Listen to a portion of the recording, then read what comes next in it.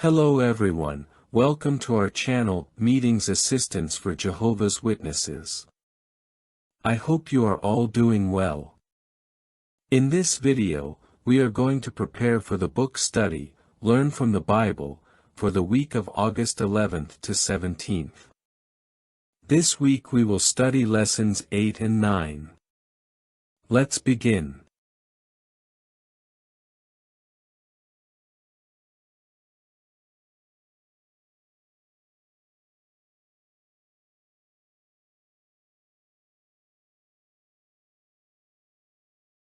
Lesson 8, Abraham and Sarah Obey God.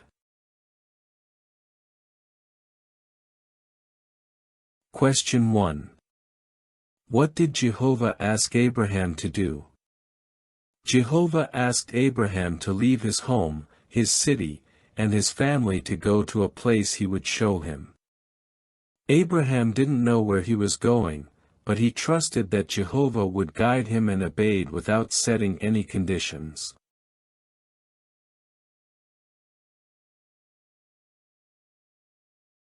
Additional comments. In Genesis 1:1, for we read that Jehovah told Abraham to leave his land and go to the place he would indicate. What's beautiful is that Abraham didn't make excuses or delay. He did exactly what Jehovah asked. This teaches me that when Jehovah guides us, the best thing to do is act without hesitation. In Acts 7:2-4 we see that Jehovah spoke to Abraham while he was still in his homeland, and Abraham obeyed and left without knowing where he was going. This reminds me that trusting in Jehovah means taking steps of faith even without knowing all the details of the path ahead. According to Hebrews 11:8, Abraham obeyed by faith and went to a place he would receive as an inheritance, even though he didn't know where it was. This shows me that true faith is demonstrated by our actions, not just by what we say we believe.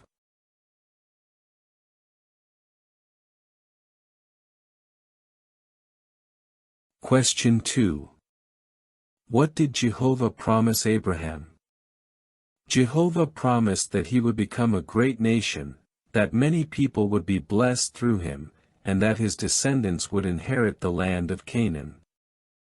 Although at that time he had no children and was already old, Abraham believed that Jehovah would fulfill his word.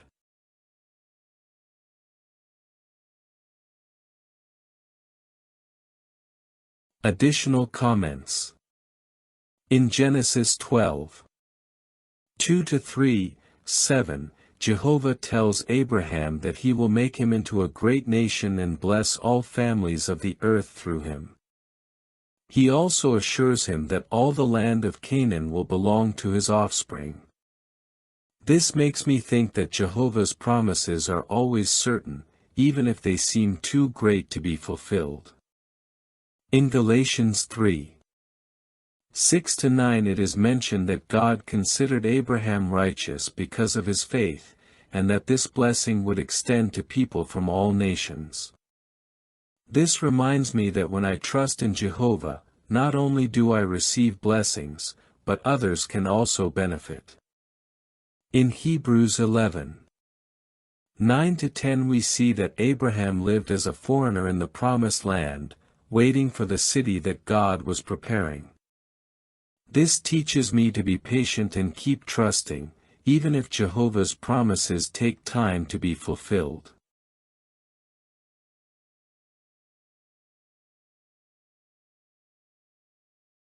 Lesson 9, They finally have a son.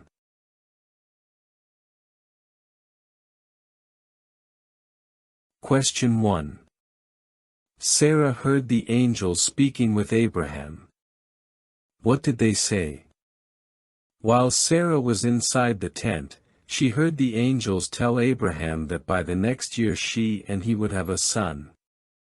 This seemed impossible because they were already very old, but since it was from Jehovah, it would certainly come true.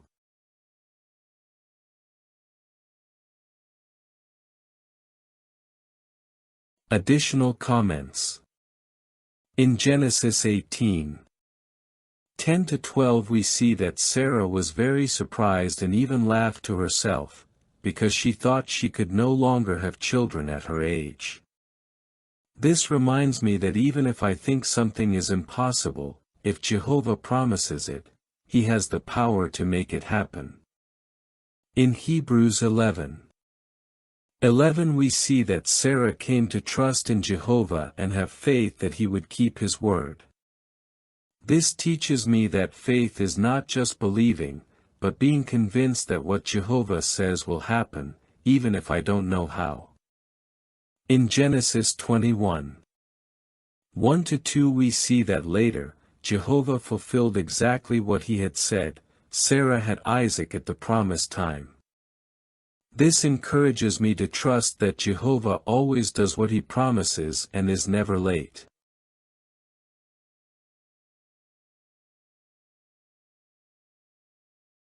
Question 2.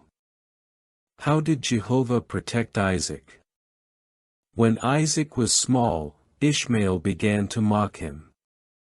Sarah noticed this and asked Abraham to send Hagar and Ishmael away to protect Isaac. At first Abraham didn't want to, but Jehovah told him to listen to her, because Isaac was part of the promise and should not be harmed.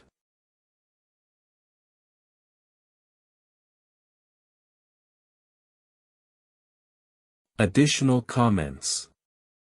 In Genesis 21:9-12 we see that Jehovah cared about Isaac because He knew that through him His promise would be fulfilled. He did not allow Ishmael's mockery to harm the family's peace or His purpose for Isaac. This teaches me that Jehovah takes care of those who are part of His purpose. In Genesis 21:13 we see that although He asked Hagar and Ishmael to leave, Jehovah promised that He would also take care of them and give them descendants. This shows me that Jehovah is just and still cares for others, even if they are not directly part of the promise. In Hebrews 11:1 we see that Sarah's faith in Jehovah and her trust that He would fulfill His promise were rewarded. Jehovah protected Isaac because he was the son He had promised, and nothing could stop His plan from being fulfilled.